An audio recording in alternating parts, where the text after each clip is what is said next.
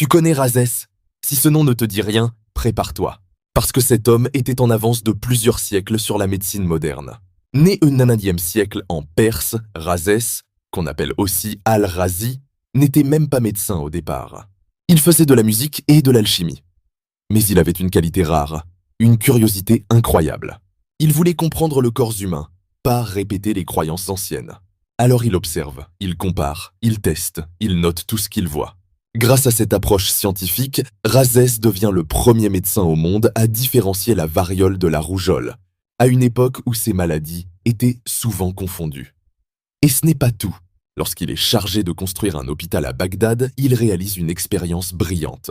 Il accroche des morceaux de viande dans différents quartiers de la ville et décide de placer l'hôpital là où la viande pourrit le moins vite. Pourquoi? Parce que c'est l'endroit où l'air est le plus sain. Un vrai génie. Rhazès écrit ensuite plus de 200 ouvrages, dont le célèbre livre de la variole et de la rougeole, étudié en Europe pendant des siècles. Ce n'était pas seulement un savant, mais aussi un humaniste.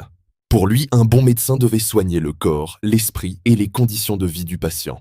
Il mettait l'empathie au cœur de la médecine, bien avant que ce soit une idée répandue.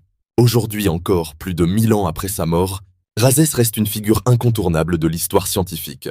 Son travail, sa méthode et son esprit critique ont changé la manière dont on comprend les maladies. Si on parle de pionniers qui ont façonné la médecine, son nom mérite d'être cité. Rhazès, un homme qui a vu plus loin que son époque.